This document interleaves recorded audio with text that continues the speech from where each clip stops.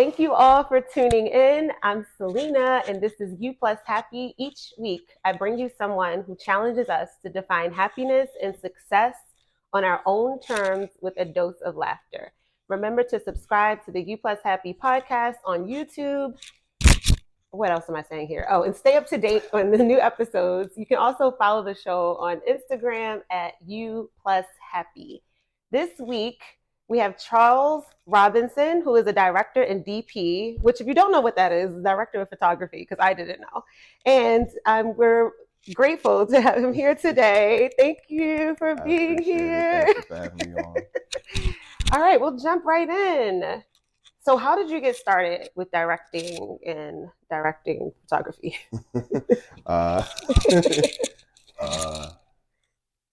Funny enough, I kind of fell into it. Okay. I think like my sophomore year of college, I ended up going through a bad relationship and I needed something just to distract myself. So I ended up buying a Canon T2i, old Canon Rebel T2i, from Walmart. It was like on sale for like $400 and change. So like I pestered my mom to get it, and some random reason she said yes. I expected her to say no, but she said yes. And I bought it, and for a while I was just taking photos, enjoying that. And I was like, oh, I want to be a commercial photographer. So I started working toward that. I worked for my university doing it. And then I got an assignment from my boss, and he was like, hey, I'm leaving for the summer. The other assistant to the director is leaving for the summer. You're going to be the only person on campus. It was like they're building this giant statue, and I was like, oh, okay, I can do photos of the statue. He's like, no. I need you to capture footage of the whole 9 weeks of it being built. And he's like, I'll pay you extra. Are you up for the task? And I was like, sure. I need the money. Mm-hmm. So for 9 weeks, I went every day to the furnace where it's a giant bronze statue. So I went every day to the furnace, did interviews of them, talked to them, did time lapses of the whole statue. This is like I think a 13 by 9 foot statue of a wolf. Wow. So I was there the whole summer. And by the end, after I brought everything together, this is my first like legit video project, and turned it in. They premiered it at a alumni association ceremony, and they're all walking up to my boss, congratulating him on the video. It looks great. And I'm over in the corner because I don't like talking to people. And he's like, no, you're talking to the wrong guy. Him, go to him. So everyone came by and was congratulating me, giving me applaud over it. And from that day, I was like, I think I'm good at video. I think I like doing this. And from then, like, my dream started becoming to just produce visual content that was stimulating. I watched movies before. I started watching more movies, and it just went from there. Yeah. What do you like about it? For me, I get bored really, really quick with a lot of things. And the great thing about cinematography is that it's a challenge, and it's not a challenge you could completely master. It's one of those things that there's always someone else creating a new technique to shoot something. Someone's always creating a new technique to light something a certain way. And awesome thing about it is a lot of people that are higher end in my industry, they devise ways to get certain shots that no one has thought of before. And then that shot and way of doing it becomes like a standard for everyone to do it. And everyone starts figuring out ways to one-up it or do it even better. So it's that constant challenge. And also the thought that I'm a very technical person. I love diving into numbers and stuff with art. So the technicality of it was also something that brought me to it. Like understanding different filter powers, understanding why you shoot at certain types of days, what f-stops, and all the small things. That's what keeps me interested in it. It isn't at any point boring. Right. Does the creative part appeals to you, right? Okay. I love talking about different jobs in the creative field, because I think like if you're not in that world, you have a limited idea of what you can do in in a creative space. Yeah. And so, and then hearing like you could be creative and technical and detailed about like these things.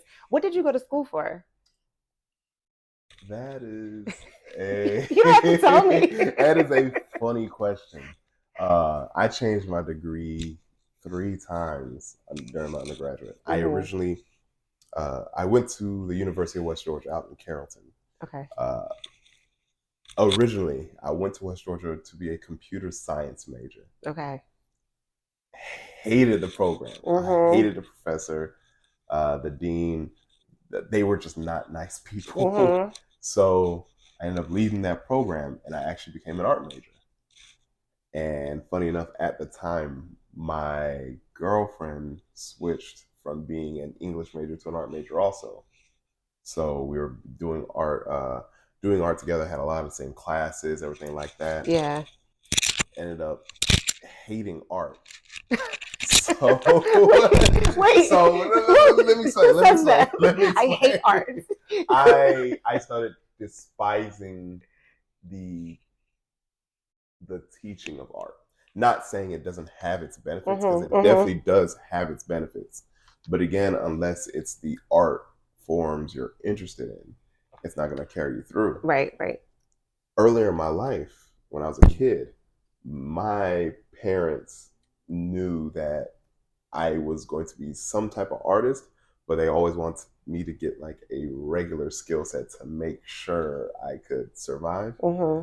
Because when I was a kid, there used to be this art school. I can't remember the name right now, but they would send you a little packet and you draw you would do the little test and draw and copy and all that. I did one of those every year to get into a little digital online art school. And my parents actually one year did it for me. And I enjoyed it, but it fell off because it was so expensive. So from childhood, I always wanted to be an animator.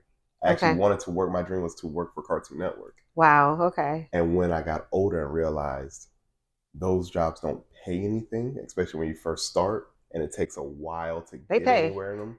They do, but the amount of slots for those people are maybe back then, even now. But because I work in animation, and that's what I wanted. That's why like the show is important, I think, and like having these conversations, because if you're not in that world, you have this. Listen, I always think every industry has people who make no money and people who make a lot of money. Yeah.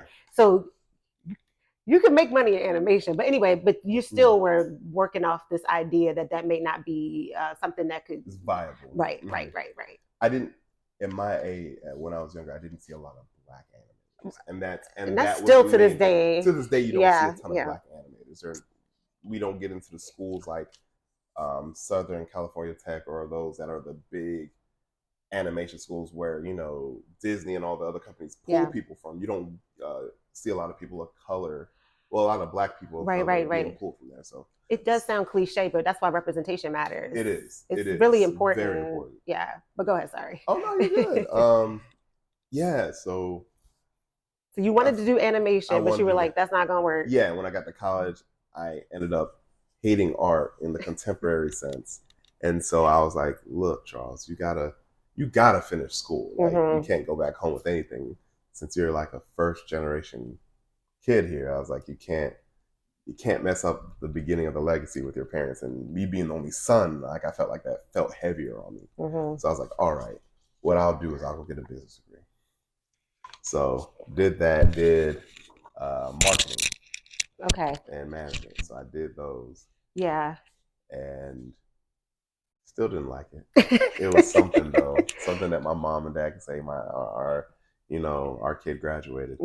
So I was still doing video, working for the school, and they're like, hey, we need you to train your next person to come after you graduate.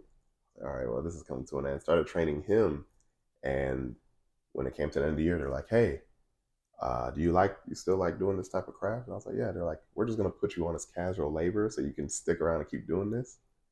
And we'll find you a graduate assistant position so you can stay on permanently for a while. Okay. And that's how I ended up in grad school. I didn't want to go to grad school. I legit, it was just offered to me. Right. So I was like, and it's free. They're gonna pay the tuition. So I was like, I kind of gotta go. You like, what do you have to lose? Exactly, You nothing, know? nothing. Do you think that because business and marketing feel broad, so I feel like they can be helpful in almost all industries. Do you feel how do you feel about that? Even though you hated it, did you find it useful other than appeasing your Um, parents? if if I had to say whether business and marketing were helpful directly, no, Hmm. because the type of business and marketing that they teach, most schools of business, a lot of it falls into some type of sale craft, lead generation, or handling intake and processing of clients or stuff like that, where Yeah. you are more a bit of a cognitive system, Hmm. which isn't necessarily bad. It's just It's not in alignment with what you want. yeah, Because I was thinking about that, and that's why I ask you of because we're in we want to be in the entertainment industry and we're moving mm, in that direction, and a lot of that is self promotion and self in yeah, marketing. Like we'll get to it, but you're working on a series if you're yeah, comfortable talking about it, and then when that is done, the marketing is it doesn't matter how good your stuff is if like and I don't want to say stuff. It doesn't matter how good your work is if no one knows about it. yeah. So like that marketing comes into play, and that's why I was like did you see benefits? But I see what you're saying. It didn't feel that way. No, Okay. it didn't, but it did help in the respect that I was able to go to certain conferences. Hmm. I was a part of like the business honor society or whatever. So I Hmm. went to do some cool stuff doing that. And so I learned how to professionally network a bit better. Yeah, yeah, And yeah. that did help. And then I would say my undergraduate didn't influence me as much as my graduate degree did, Okay. because my graduate degree is in sociology Okay. Yeah, we talked and about that. yeah, and Okay. research and numbers. Yeah. And I will say my graduate degree helped me a lot more, because if I would have did my undergraduate and ended there and kept trying to do photo and video, I wouldn't have had the exposure that my graduate degree gave me to the world, and also conflict resolution Mm. that my graduate degree gave me, that I then used those skill sets for the creative field.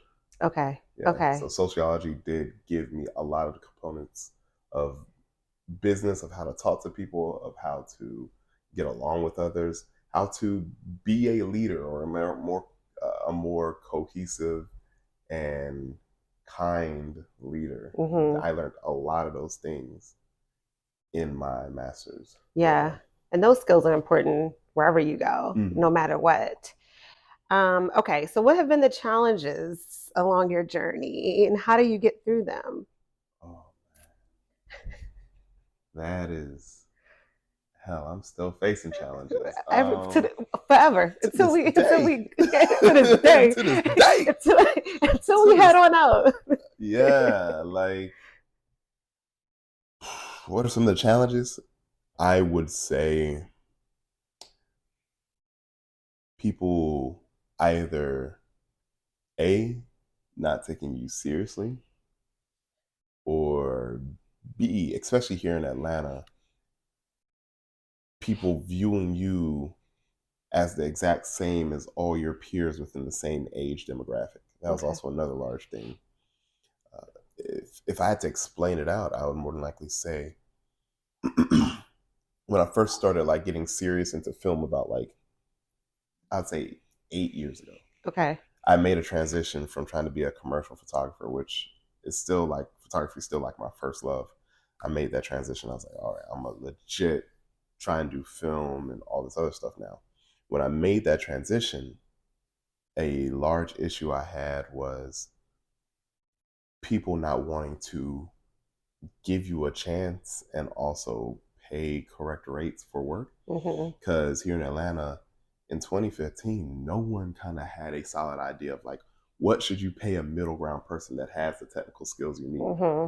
And that was like a large hurdle that took me up until maybe that was 8 years ago. I started up until like 3 years ago to get my pricing like settled. Like Yeah. people are not going to pay me below this amount, and that was a large challenge. And also just being a black man trying to do film.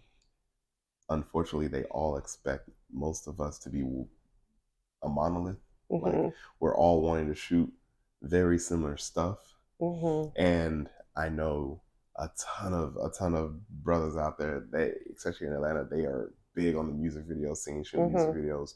They're big on, you know, crime, hood dramas like Snow on the Bluff, anything in that genre. Mhm. I see a lot of guys doing that, and I was a bit of an outlier because I didn't live a life like that. Right. Uh, I didn't grow up directly in the hood.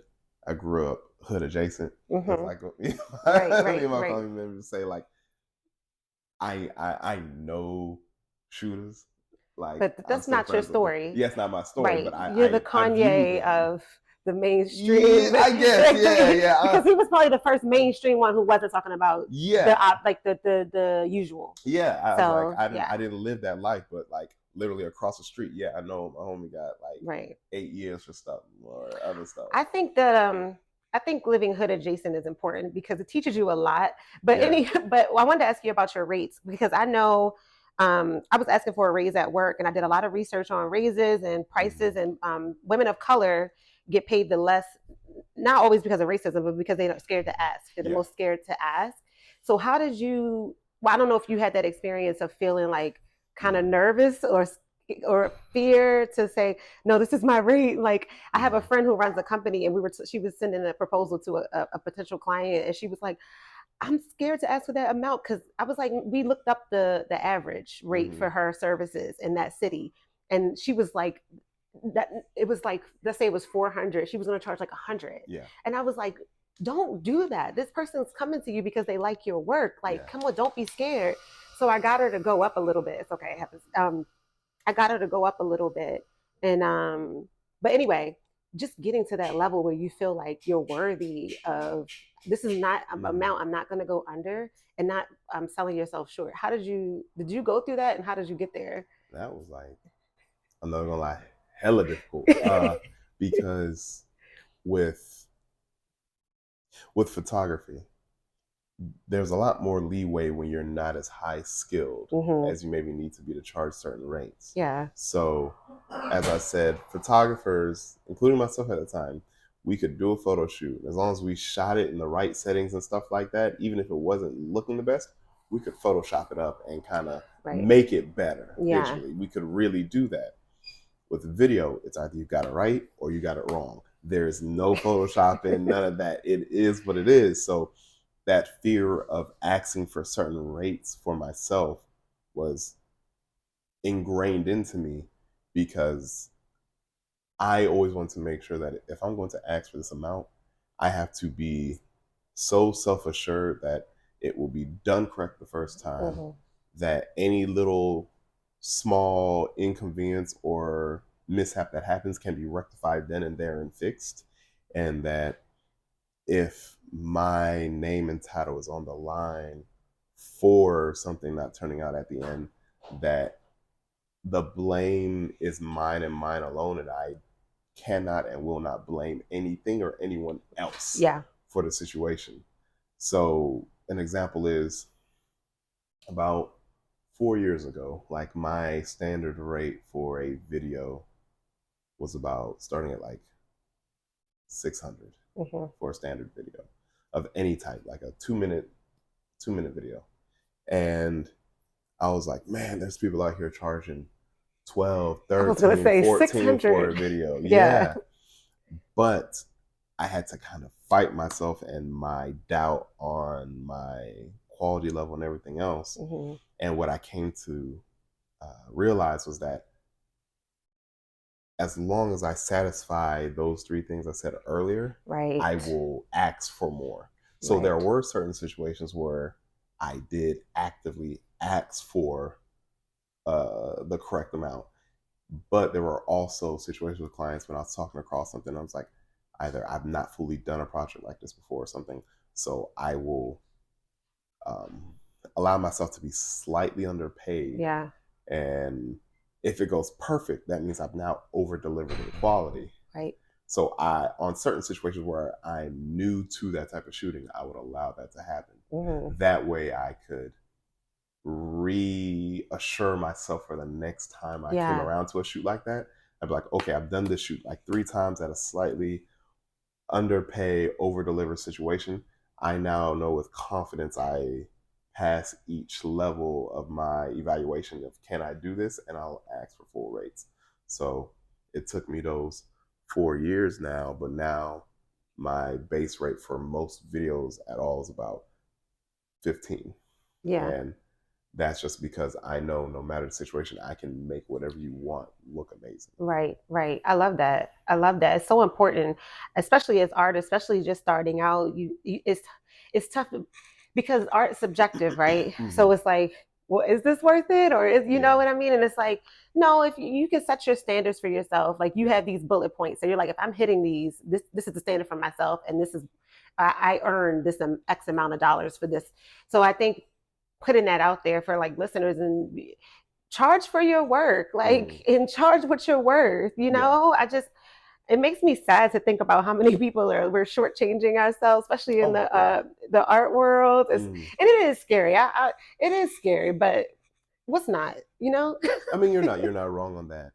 But I'll also say I have come across situations where I do get angry at other videographers and cinematographers because those are two different groups of people.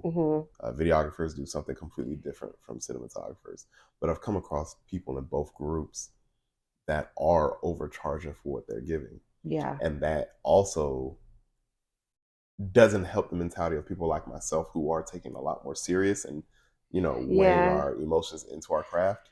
And it ends typically it ends with like they don't care. Right. They're in their mind, they're making money, they don't care. But because you're doing that and you're leaving sour tastes in people's mouths when they Hmm. talk to the next person and like, oh, you paid how much for that? Yeah. And I that doesn't think, look like that. but I think there's always going to be people like that in any industry, There's a lot of them here. and I think it's not to put but that's not right or whatever, Mm. but it's also the consumer's responsibility to shop around. So you True. know what I'm saying? True. So if I'm going to go out for a product, especially in a big investment like that, Mm-hmm. I'm going to do a lot of research, talk to a lot of folks. So it's like they're getting away with it because you didn't do your research. So I'm not blaming the consumer, No, you're right. but they should be You're doing right. their research. Like, But you know what? I think it's a double edged sword on it a bit, only because I have seen so many people confuse the consumers a lot of the time. So mm, this is an example. I'm not gonna say any names, but there was this guy who was doing videography, called himself a DP. He was working on sets with other people, and he was a camera operator. So he's operating the camera. I believe it is a rented camera for okay. the production. So he's in charge of camera operation, movements, and all that. When he starts putting stuff on his site, he puts clips of stuff he's worked on his site. The thing is like you're a cam op.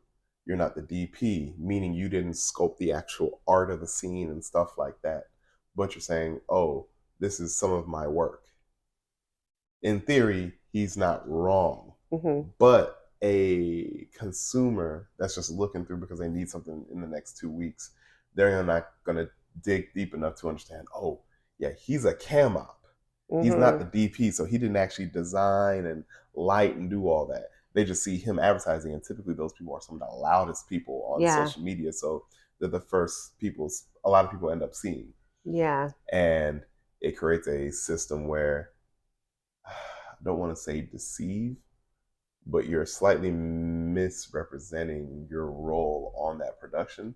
And the person comes to you and you're like, oh, yeah, it'd be like $3,000 for this. Right. And you can't back up everything that you're showing to the same capacity. Okay. And that was my big fear Yeah. of doing that. So I ensure that everything on my website or anything all the equipment is owned by myself, meaning whatever you see on my website or anywhere else that's I'm claiming, I have all the equipment to replicate that exact Right. thing you're seeing. Yeah.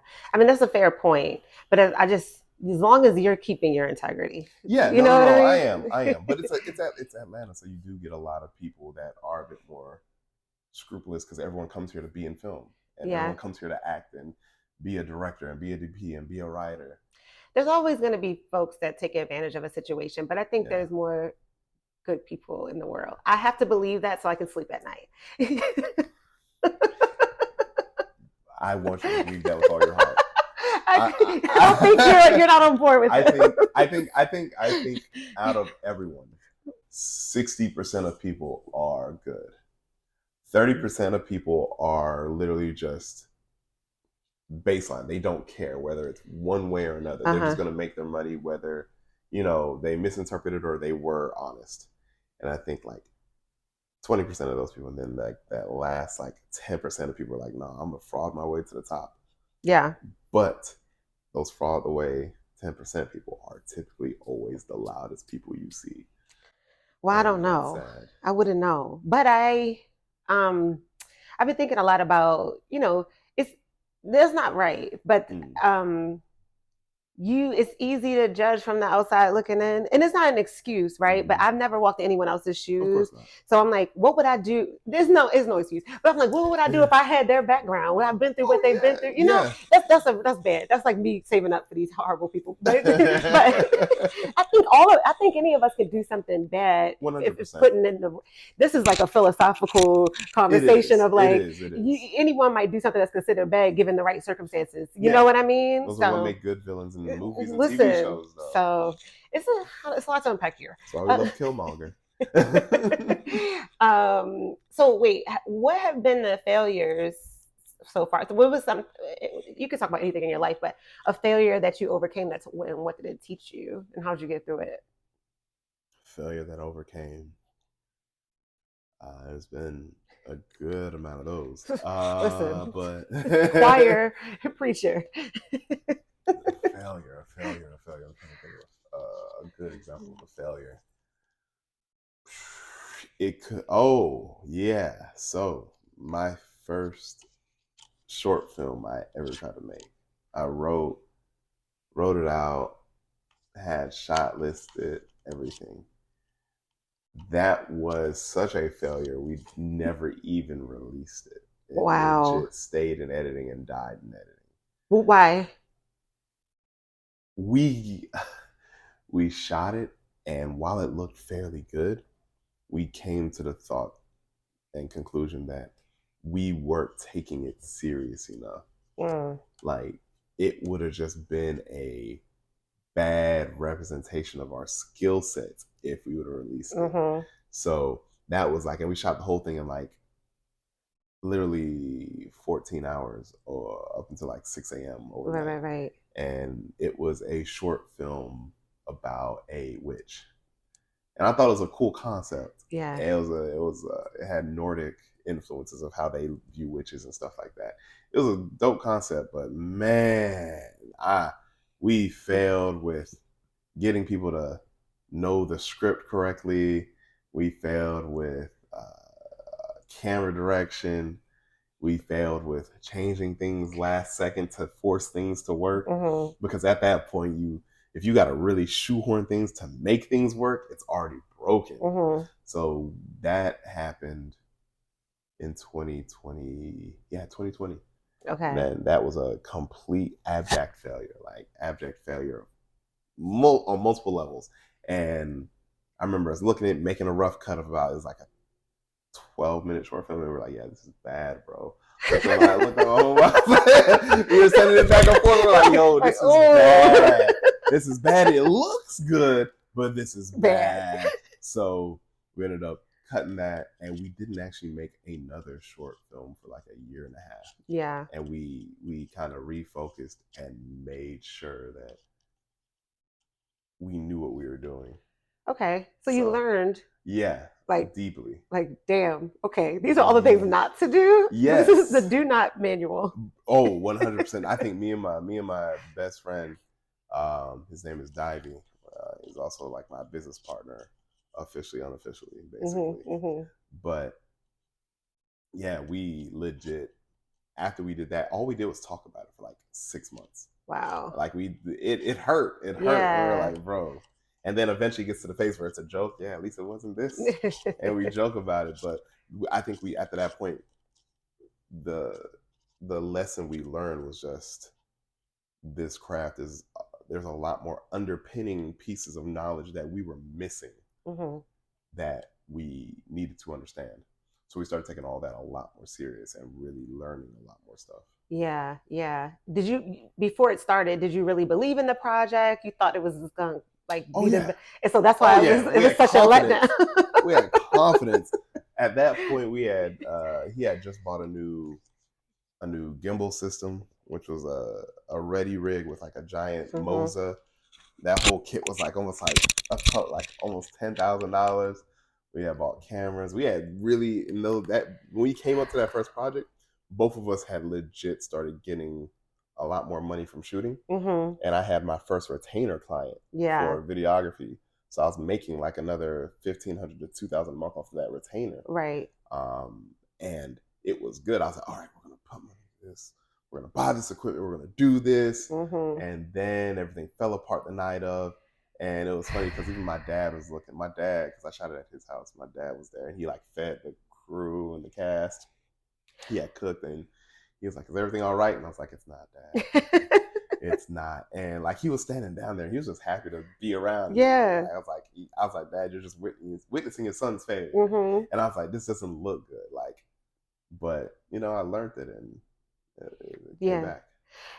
For listeners that don't understand like how attached, if you like, it's like your baby. You get this Yeah. project that you're so excited about, and you're Mm. taking it from conception to, well, not we didn't finalize, but you feel like you're just going to bring it to fruition, and for it to, and then especially when you invest so much time and money and energy Mm. into it, and then for it not to happen, you get over it like everything else. But it does hurt a bit. Yeah. It stings, you Yeah. know. And I blamed myself. I blamed, even though me and my homeboy, we worked on it together, like I took it to heart. I was like, and I told him this, I told him that directly. I was like, you weren't to blame. No one else is to blame. I was like, this blame is all on me because it was my concept, my idea, and I did not do enough Yeah. to ensure that this wouldn't happen. I wasted everyone's time. No, I could see taking responsibility, but I don't know if, I guess it's like semantics or whatever, but like I don't want to, like, that word blame feels negative, where it's like good to take responsibility that you're like, oh, I know what I did wrong.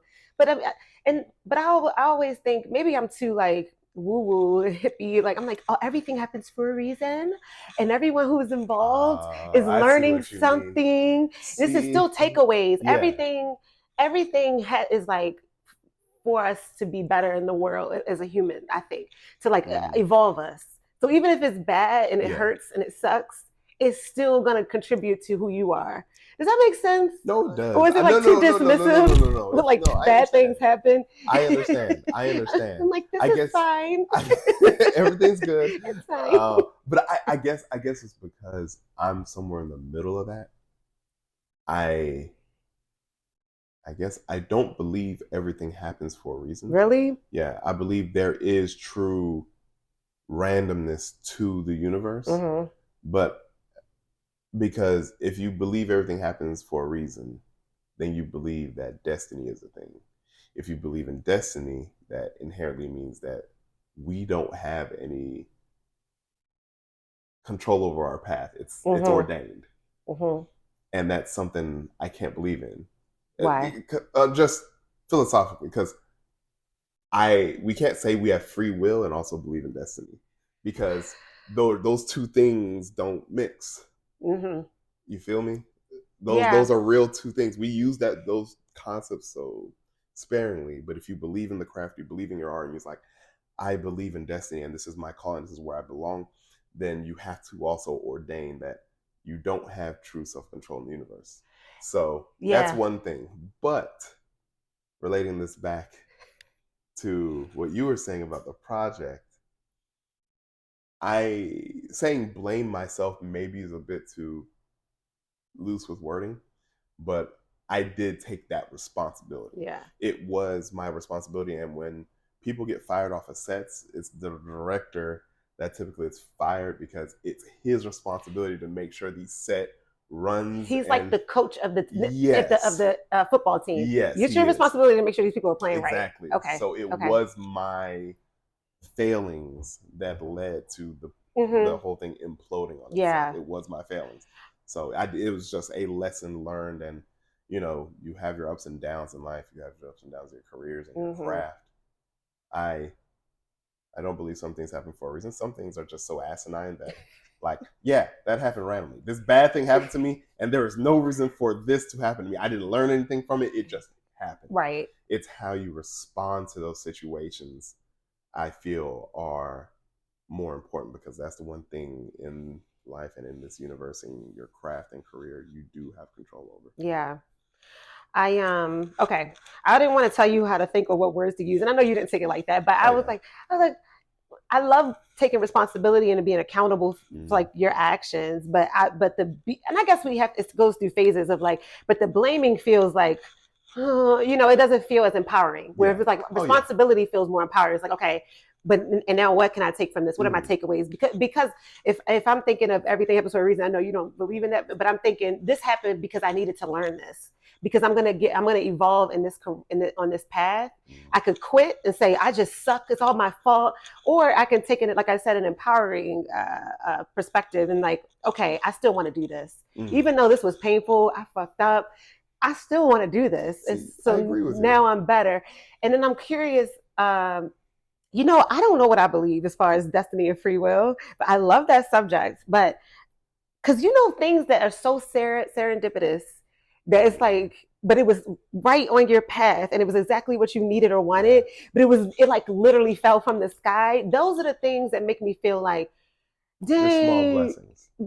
like destiny. I feel like when these things happen that are just out of your control, but like I said, they feel like they fall from the sky and they put you on the path that you want to be on, or they push you in a direction. They're little stones that helping your success along the way is what you're viewing, correct? Yes. I would say that those are inevitable, Okay. because at the end of the day, like myself, when I first started doing film and after I had that failure, I legit said, hey, these are the things you need to learn. You need to go back. I literally took myself back to square one, and I was like, you need to learn this, this, this, this, and this. Yeah.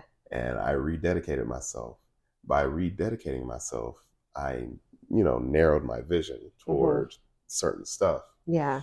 And so while I was walking that path of narrow vision, naturally in life, if you're oriented in one direction, everything that can help you along that path will naturally be along that path, because you're taking that path. If you're going up a mountain, Mm-hmm. if you're taking the regular trail, you expect to see rocks, pebbles, some branches, trees, but it's a carved path. You're going to see everything there. When you see, a random, let's say a good walking stick or something, Mm-hmm. like, oh crap, I needed a walking stick. But you took a path hiking up a mountain. There's a chance someone came before you, used that walking stick, gave up there, dropped it, and went back. Mm-hmm. You're now almost picking up that torch metaphorically. It's going to be in your path. You're taking this path. Yeah. These things are the small blessings that if you don't give up, you'll eventually have them. It's kind of like how actors and actresses have to find their big break somewhere. Mm-hmm. If you give up on acting, or you give up on trying to ascend and become better, you're not going to eventually find those small breaks you need to become better.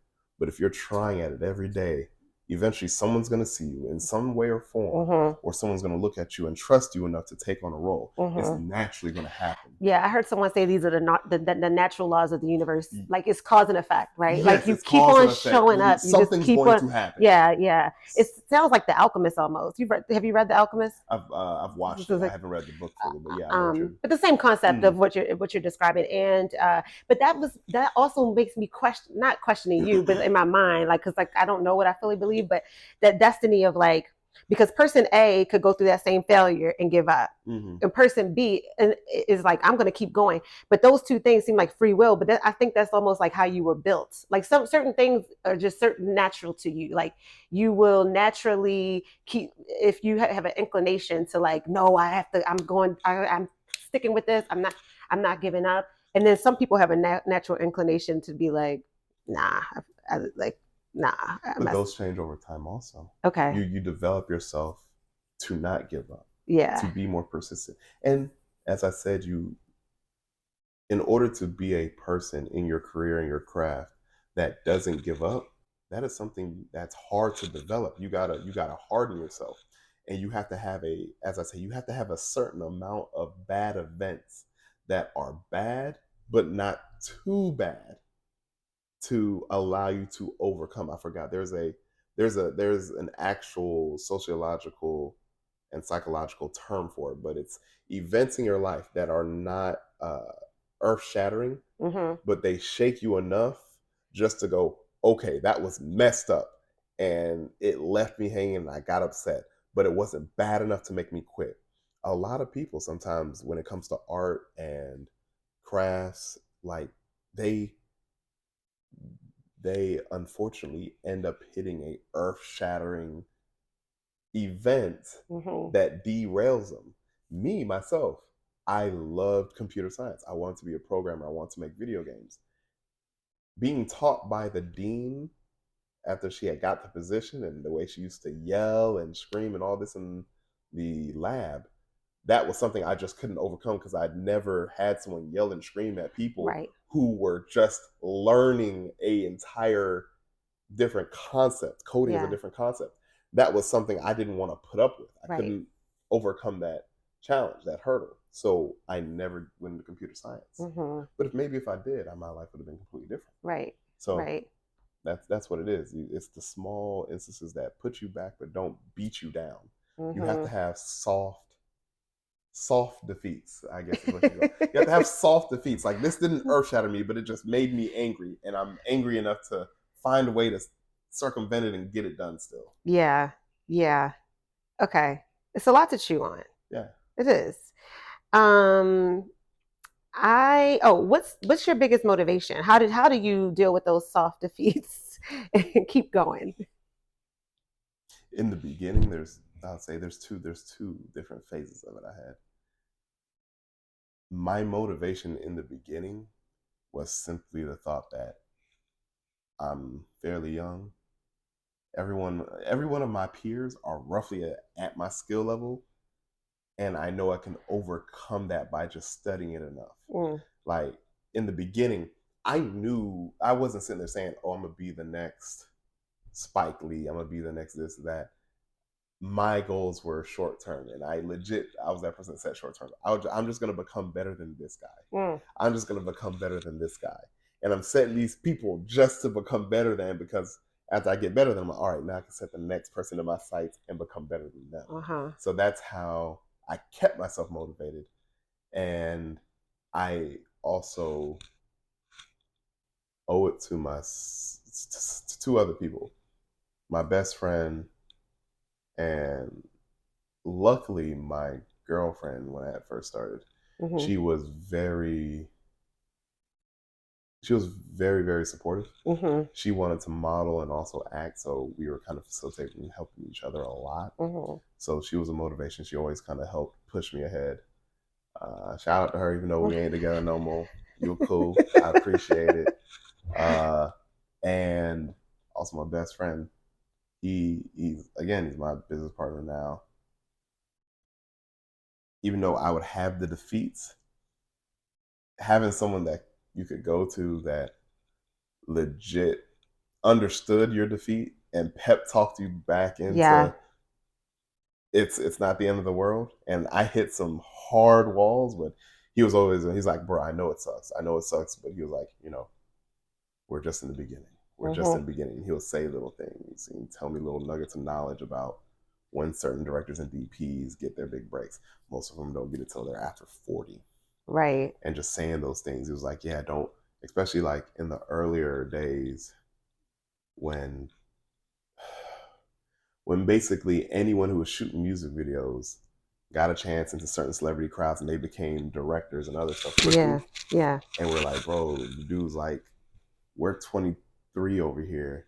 That dude's like 17 going off shooting, you know, 10, 12, $20,000 projects. Like, what are we doing wrong?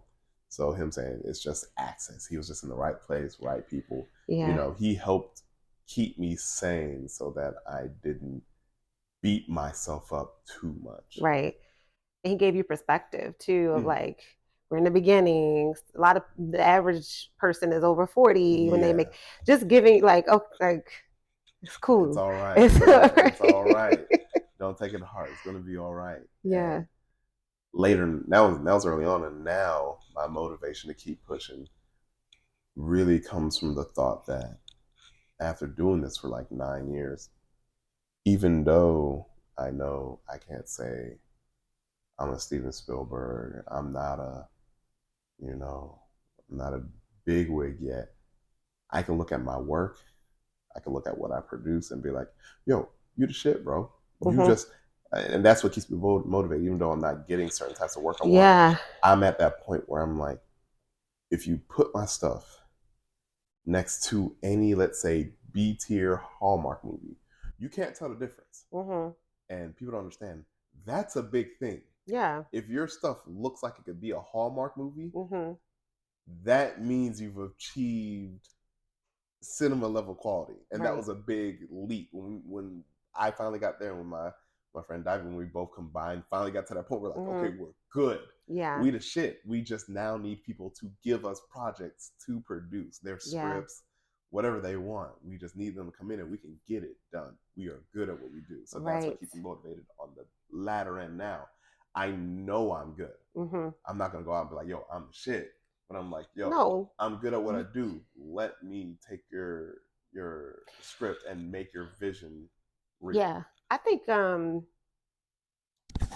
it's like I heard this quote, I was listening to this audio book, and it was like, when you are overwhelmed, that's not what you're saying exactly, but if you're overwhelmed or whatever about your to-do list, look at your to-done list. So it's like, and I think confidence that's based on evidence is dope. Like, I think you should be like, I'm the shit. Now, if you started today and you go out tomorrow, you're like, I'm the shit, like, relax, because you haven't done anything. But if I have almost a decade under my belt, no, I worked for this. I grinded for this. I took L's for this.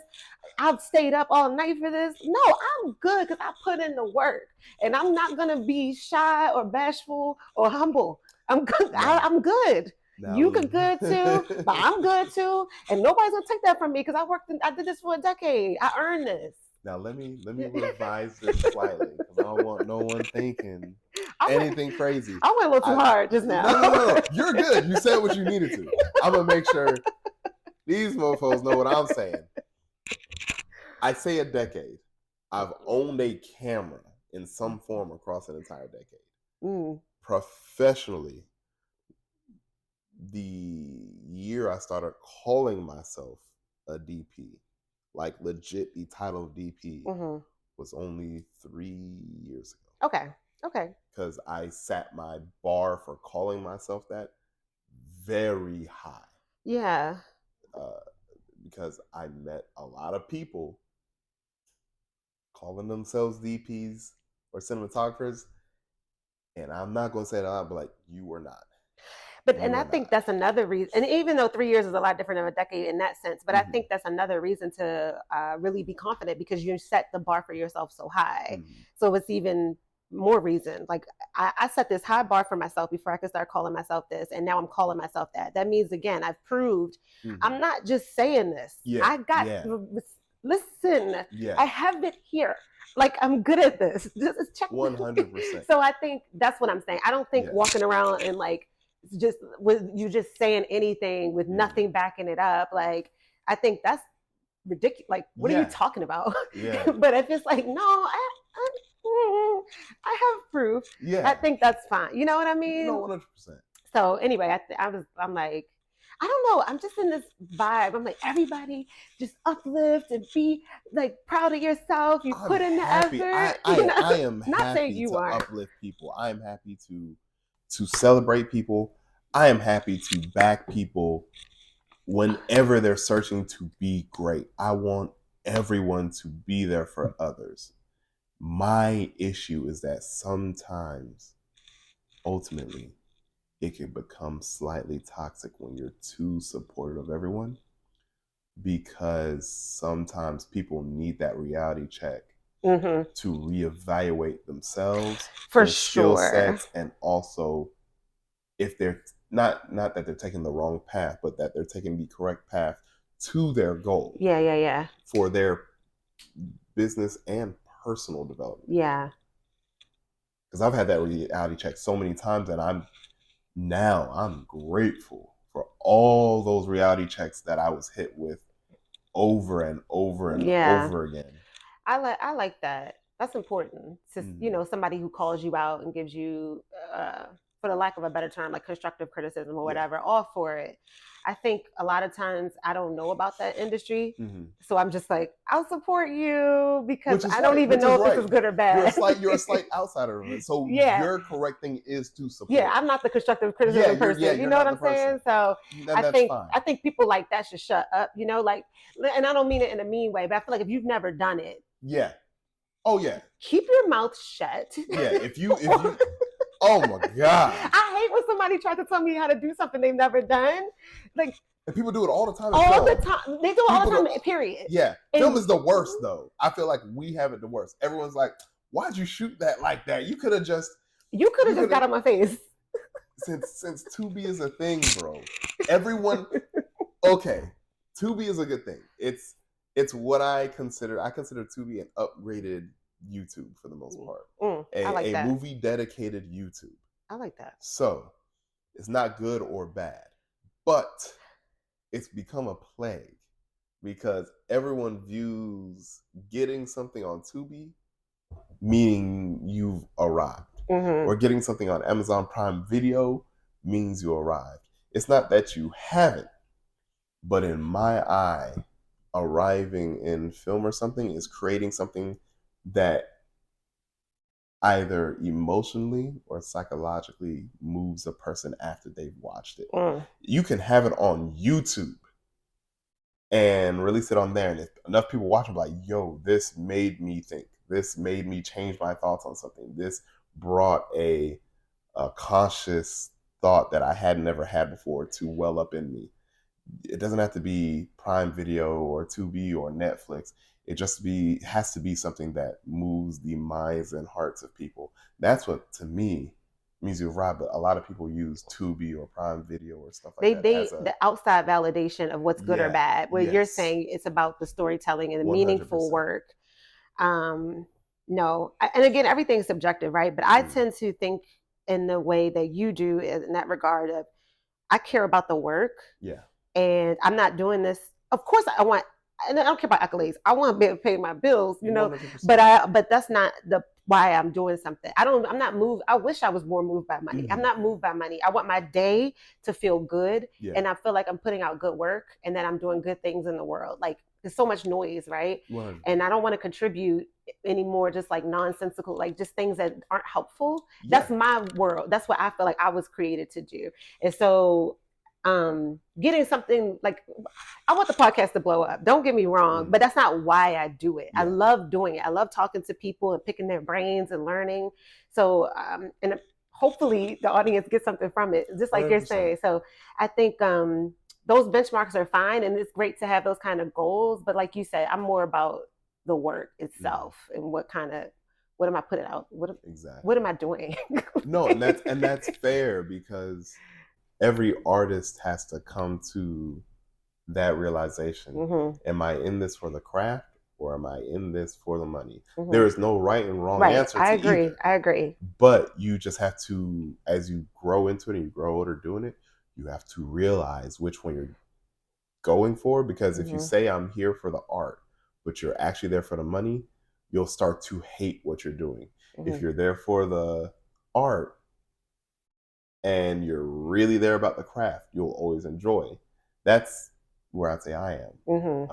As I tell most people, one of my one of my favorite podcasts that's no longer sadly no longer around was Jesus and Mero, and one of their phrases is like, "I am the art, damn it. We're making art here. I am the art. Mm-hmm. Yeah.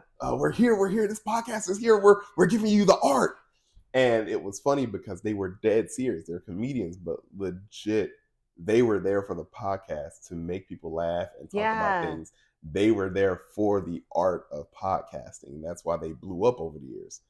But at the end of the day, I learned I'm the same way because I eventually got a good job that I work that pays all my bills, that's really good, it doesn't stress me out.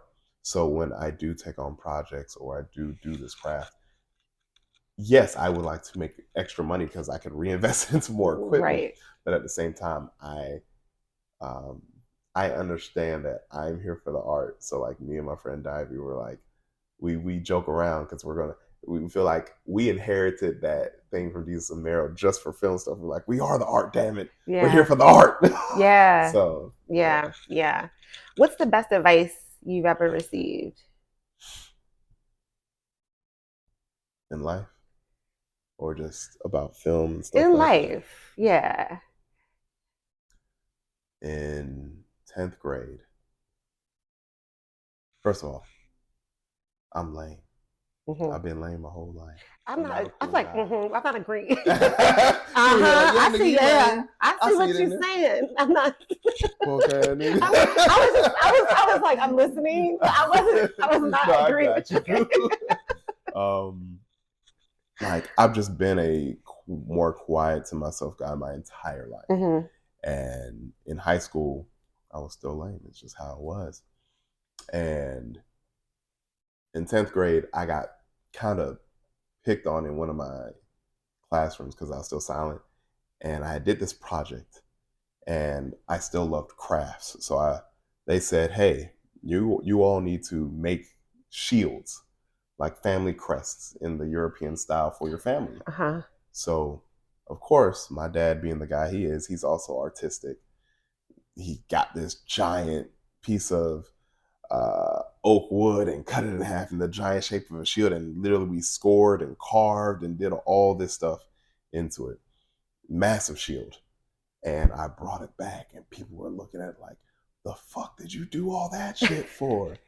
And because there was going to be like, if you got the best shield, like he gave you like $20 and you got an instant 100. And basically everyone looked at the shit and was like, oh, fuck that. Like, we already know it's about to fucking happen. So I did that, but they were just egging on me for doing that for like a good week and a half, to the point where the teacher, he actually told me, he's like, hey, do you have to take this shield back home? I was like, nah. Because I'm just going to literally put it over there in the corner on top of the cabinet, and we're just going to keep it there for the rest of the semester. I was like, all right, cool. So they're just egging on me week in, week out for being over the top and artsy fartsy and crap like that. This is in 2007. And it kind of wore on me because when I was younger, I had vitiligo and it was larger on my face. Mm-hmm. So black people in Jones sessions, when you got vitiligo on your face below your mouth, just imagine all the bad shit they would say. So I didn't interact with people. But when the teacher noticed it, and he saw me kind of like just shut down and kind of keep to myself. Uh, the teacher assistant, he was doing his, I guess, whatever the teacher's equivalent of clinicals when they have to teach in school with a teacher before they become a teacher Mm-hmm. in college. I remember him walking over to me and just really silently, like crouching down behind me, acting like he was showing me something. And it was the first time I had ever heard him like get serious. He's like, "Don't fucking listen to him. At the end of the day, whether you do good in life or they do good in life, none of it fucking matters. And everything that comes out their mouth won't matter." Mm-hmm. And he said, for the rest of your life, keep that same effort that you and your dad put into that shield, and keep that in the, he said, I think he said, keep that in your stomach. Mm. And he was like, and just carry that with you, because that will carry you through almost anything. And he smiled and patted me on the back and walked away. And I was like, dang, that helped, because a lot of the time in high school, I felt like like an outsider, ever so Right. slightly. Right. So that helped instill more confidence in me than most other teachers, besides one other, had instilled in me at that point in life. So I would say early in life, that was the one situation that I feel had the highest influence, that helped me advice wise. And there's been many other things throughout life that has. Yeah. But I would say that was one of the more core ones Yeah. that helped solidify, all right, excuse me, if I can be acknowledged by some random young white guy just trying to get through school to get his teaching degree, and he sees my worth, you know, and my talent in art, I can maybe, even if I don't do it directly coming out of college, I can maybe go back around and try again and do it. Yeah. And that's ultimately, I feel, in college, what helped me push through. I always had that feeling in my stomach. You can kind of do it. You can push through. It doesn't matter what they say now. It's always about what will they say later after you've done the work. Right. And I hear too, because I know me a long time in my life, thinking, always worried about what people thought of me, and that was paralyzing. And so letting that go and genuinely not being concerned about what anyone is going to say about what you're doing um, is very freeing. Yeah. Like it's very liberating, and it just feels like I can really just live and do what I want. And it's the only person that I'm trying to impress, or what I don't even think that's the right word, but is myself, really. And I'm just honoring. This might be a little different than what you're saying, but I'm just honoring who I am. Yeah. And you, if it's for you, it's for you. If it's not, it's not. Either way, I don't give a shit. It's not going to change that what I'm doing, because I'm doing this for me.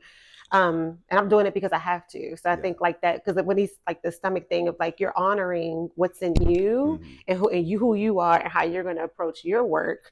I don't care if y'all made wax shields. Sorry, I wanted to make a fly shield with my dad. Like, so and that's like bleeding over, and like I want to do this work how I want to do it, and I don't care. 100%. And why y'all worried about my shield that much? Exactly. I mean, you know what I'm saying? Like, that shield is still in my house. Wow. Yeah. I'm not a hoarder, but small items that once I feel that impact, since I was like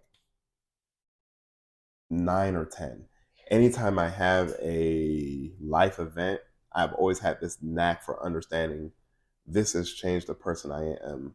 I need to carry this item with me permanently so I never forget. It's a symbol of that moment. Right. So I have a little lockbox, no bigger than about that. It's an old ammo crate. An ammo crate from my cousin that passed away when I was younger. He was in the military. And when I got that ammo crate, when we were cleaning out his place on the base, that was like when I was 8 or 9. From that day on, I put everything of a heavy memory into that ammo crate. So I have tons of things, and that shield was like the large. Of course, can't fit in the ammo crate. Right. So one day, when I hopefully buy a house soon, I'm going to have that mounted into a shadow box on my wall, because that shield is like, I think, the one surviving craft project that me and my dad did together. My dad is still alive, but even he walks in and still smiles about it every time he sees it. So it's one of those things. So yeah, you built it with your dad, and it represents your family. So it's like it's a legit family crest. Like, we legit made, like, that's why everyone was like, we overdid it, because like, legit, if I wanted to take it to a jeweler and say, hey, I need you to look at this, scan it down, and make it into something to go on a ring, he could do that. So oh, damn the naysayers. But I'm glad. I'm happy for the lesson that you learned. Okay, well, I have a lot more questions, but we don't have much of a time. We'll push through. Okay, what this is my, I guess, my biggest question. But what does it mean to be successful to you? What does it mean? That's such a that's such an abstract question because the measure of success, depending on your time in life, can mean anything. So in theory, right now for myself, me me having eventually buying this house, having my stable job, and also continuing to film, I would feel successful. Successful. Earlier in life, a couple years ago, it was like me reaching the same amount of income that my parents were making. Mm-hmm. That was success to me. Right. Now that I'm doing that, I'm like, okay, I gotta redefine my success. Mm-hmm. I believe that ultimately, if I was to base it on my art and craft, once I have produced a film with over $1 million budget, which is considered still micro in this I know, industry, which is crazy. yeah, I can say I am successful in this field. So Mm. I'll be happy that if I couldn't film for some reason anymore, I could Uh, say I did this. I was a DP. I was a director. I legit did it. yeah. But overall success, I would say, is me in life being able to, hopefully when I'm 40 and 50, is to be able to get up every day and turn on a camera and shoot or record kind of whatever I want. Mm. Now I know maybe I won't get that till I'm almost 50. That's like you gotta build up money and accolades for that. But in my career, that would be success for me. Yeah. And to have the money, no, scratch that. To be able to get the money from people to tell the stories I want to tell. Mm. Yeah. So that's my other form of success because I'm a West Indian kid. I'm first generation of a Jamaican and Guyanese family. I want to tell stories about our culture growing up in America that I don't think are shown very well or very much. So Mm-hmm. yeah, That's why it's important to get the stories out, because yeah, to you. yeah. That's the first thing. That's what my first the series I'm writing right now. That's a bit of what it's based on. So Okay. Okay. I think the definition changes, right? Like you said, yours changes, and then I'm how would I know? But I wonder what it'll be when you're 40 and when you're 50. You know what I that's what I'm mean? saying. But I mean, but that's that hunger. Like Yeah, yeah. it's the thought that as you ascend up this ladder and you hit previous goals, Hmm. you're no longer fighting for success in my eye. You're fighting for just accomplishing things you wouldn't have dreamed of previously. Okay. Is that how you feel about success in your personal and your professional life? Personal is a bit more simple. Oh, what is it? Is it quick? Yeah, because personal success in my personal life is just having enough money and stability to have 3 kids like and a wife like my parents did. That's it. Like personally, I can get that done if I can make about 130, 140,000 a year. Right That's now. yeah, that would be premium to me. So you That just your family. yeah, I'm a family person. I grew up with 4 sisters, and I'm the only son. And I had a fun life. I won't say we weren't rich by any means. We were I don't think those things matter. yeah, Like they they don't. have their place. They're money is a tool. Yeah, it's a That's it. tool. Yeah, But it doesn't change your if you and me are friends and we hang out, it doesn't really matter how much money we have if we're going to enjoy each other's company. exactly. We're going to do more with more money, Of obviously.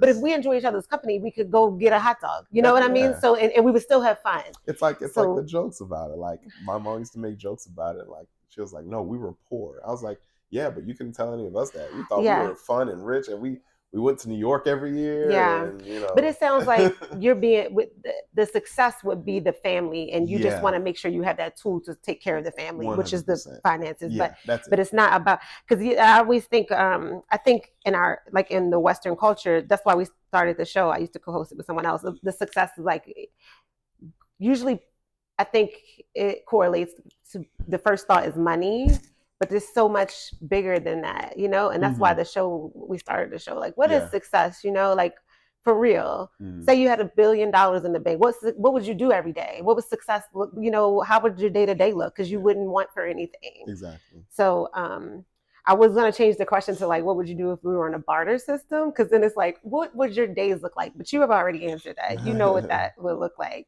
What do you want people to say about you when you're not in the room? So I already know what people say when I'm not in the room. You don't know what everybody says. Some people I do. A very small percentage. When you're smart about it, you make sure you have ears everywhere. But um, I hope that when I'm not in the room, people can say that I am kind and that I treated everyone fairly and that I just simply tried hard and that I wanted to give the best at the task that I could. That ultimately, while Charles isn't like the absolute best DP or director we've ever worked with, I want them to simply look at the situation like he did the absolute best he could in that situation, and I would work with him again anytime that is presented that is possible. Because you showed up. Because I showed up You and tried to show perform. up. I've had a situation where I can't exactly say that, but Okay. there's a situation where I was chosen for something because over another because I showed up and was true to myself in getting the job done. Yeah, it's this industry. A lot of times it's about if people like working with you or not, if they're going to work with you Yes. again. Mm, Because those are long days and it's a long project. And if you exactly. don't like being working with this person, you've with them 12 hours a day, something, sometimes that's not, don't nobody want to do that again. Yeah. Yeah. I don't want to be around you for another 14 hours. Like, I'm good. So yeah, I think that takes you a long way if people like working with you. Exactly. Yeah. Okay. What qualities do people have to be in your inner circle? Oh, man.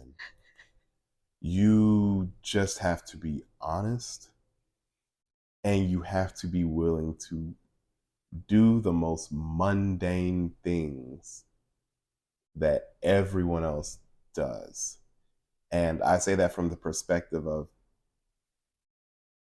when I go to shoot certain projects and my friend Ivy, if he's directing it and I come on that project, I look at him and tell him to tell everyone here, I am no one. I am an assistant. Uh-huh. They don't need to know I can direct. They don't need to know I'm a DP. I just need you to give me commands on what you need from the biggest things to the smallest things, and I will get it done. Because I'm just a team player. If this is not my project, I need to be a team player. I won't tell someone below me to do anything that I wouldn't physically want or have to do myself unless it was an extreme situation. To be in my inner circle, you have to have that same mentality and you also have to be willing to sacrifice yourself toward a goal. Mm. And my thought is I commonly do that. I give people that I trust friends equipment for free to use because I see that you're a good person and you're trying. And I'll allow you into my inner circle based on that. Because if I can trust you to use my equipment, not abuse me and not abuse the equipment, then I can work with you. How do you know someone's honest? I study them. I'm again, it goes back to me being a quiet person. I do observe people. What's the telltale sign? Wait, what am I saying? What's a Tell signs. tell sign that someone's not honest, or either one, honest or dishonest? So similar to what we talked about earlier when we talked about the theology of whether we have destiny or free will. My degree in sociology helped me with that because We have to conduct interviews and stuff in a non-biased form. You learn how to write the questions, you learn how to ask them, you learn all that to make sure Mm-hmm. you're not perjuring the information, the data you're collecting. I unfortunately, that's something you don't get rid of. So I use those tactics in regular conversation, talking about theology and other subject matters. And depending on how people react and also how they explain their positionings, you get a good thought of what where those people are and where they stand. Theology is a very good tactic on learning how people have critical thinking on subjects. So I kind of use that inside of regular conversation. Yeah, you just watch and listen, and you Yeah, know what to ask and what to look for. yeah. And you Okay. try to make sure they don't feel you. You make it natural. You don't make it seem like you're trying to pull Right, right, information right, out of them. You're right, just right. casually having You're just conversations. chilling. Yeah, You're just vibing. that's Okay. it. Wait. Am I honest? I can say you're honest. Yeah. From your own evaluation that you use on other people. Not that that sounds sleazy, but you know what I mean. No, the thought that you were willing to understand the concept of that we were talking about earlier, and you said you don't have a direct understanding. You didn't take a defensive stance. You didn't legit plant your stake in the ground and say this is what it is. It means you're open to having your thoughts changed or accepting different influences and ideas. So that's a positive, which more likely means you're an honest person. So someone who's open-minded in that way and not stubborn in their thoughts is Yeah. typically more honest. Yeah, because they're willing to bend their way of thinking to understand others. Typically, people that are dishonest, they have a stake on what they want to do and what they believe, and they're not bendable, they're not pliable Because they have an agenda. because they have an agenda. They have to present in a certain way. That's good. Again, that's how I say my master's was so much more important than my undergraduate. It taught me a lot of things about myself and a lot of even concepts about myself that I had wrong. So Yeah, yeah. I love that. Damn. Damn. I'm not good at picking out honest people from dishonest people. I'm like a told you like a hippie kind of, so I just go with my gut. it's But okay. sometimes Yeah. there are some signs there that you need to be paying attention to with your brain. It's Like, also patience. You have to be patient with yourself and them. mm, You're not going to get everything out of them in a week. You're not going to get everything out of them in a month. It's a 2 to 3 month situation before you can trust a person. And wow. you give them small tests. In that 2 to 3 months. Yeah. Hey, do you want to ride? Oh, yeah. Oh, I got to walk out this way. Can I get a quick lift? Oh, yeah, sure. Jump in. Small things. Oh, can you come grab this for me right quick? Or they call you, hey, can you maybe pick this up for me? Like, yeah, sure. I got it. No problem. Small things. I'm not saying, you're going to form a lifetime friendship, but, No, yeah. in about a 6 month period, you can kind of learn whether that person's good or bad.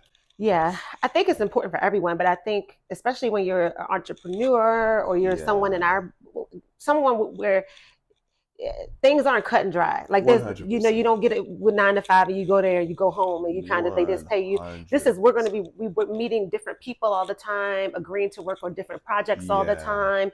And so I think for someone in these kind of positions, it's extremely important to be able to decipher someone who's dishonest and who isn't, because it yeah, can really set you up in a bad way. 100%. So that's why I asked that question. And I think, like I said, I think it's important for everyone, but it has more consequences in our world. It does. It does. Because trusting someone with art, I've had to learn the hard way on certain people, on projects and celebrities, that not everyone can be trusted to their word.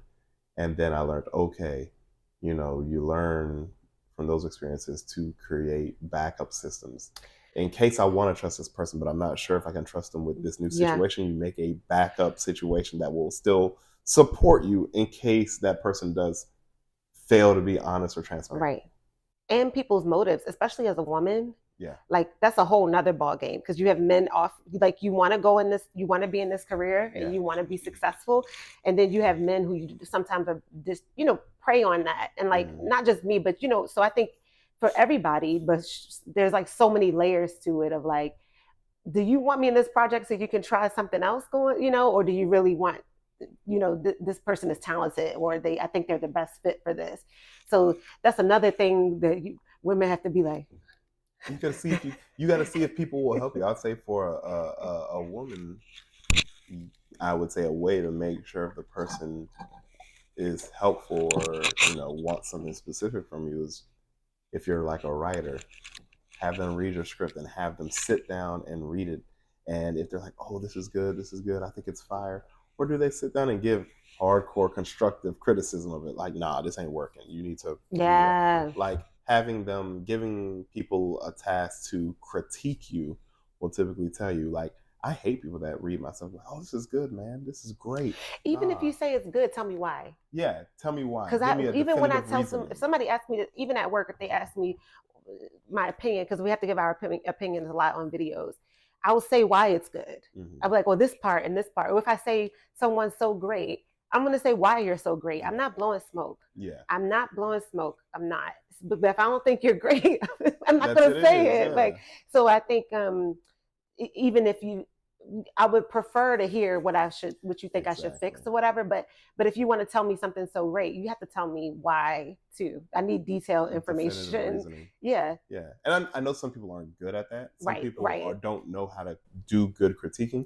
That's fine, but if you give them something for a while and say, "Hey, just read over this and tell me, write in the margins, what do you think of certain things?"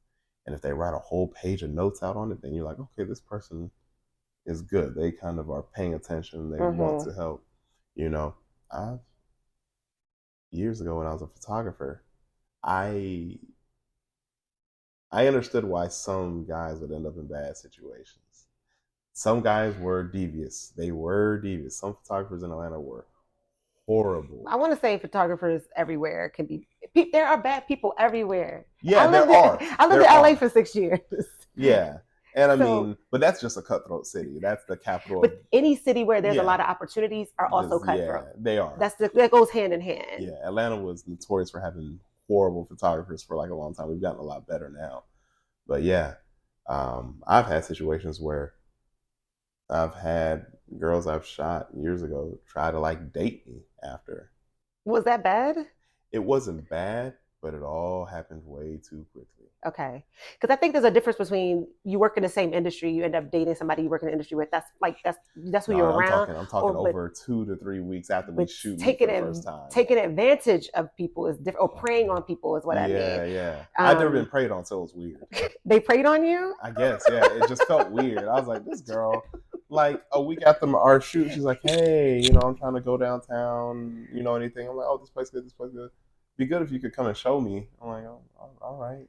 And it just rolls from there, and I'm like, this is all happening way too fast. She's like, "Oh, we can do shoots and all this other stuff." I'm like, oh, she was over promising, kind of. Yeah, she was like talking about all this working together and then talking. And too soon. It was just way too weird. Yeah, I've only had that happen twice in my life. Because I think dating someone that like you work with, that happens all the time. That happens all the time. Yeah, but making like these grandiose, like, let's do all this work together. Power couple. Yeah, like, I hate hearing that so much. I would love to be in a power couple, but don't tell me that 2 weeks in. Yeah. Like, sir, I don't know you. You don't know me.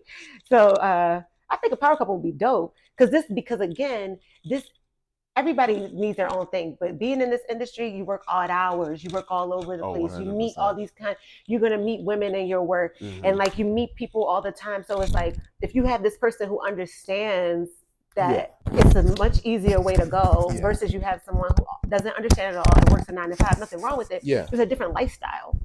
This lifestyle is not made for everyone. No, it's not. And so I'm like, "Oh, babe, I'm going to be gone for 14 hours today.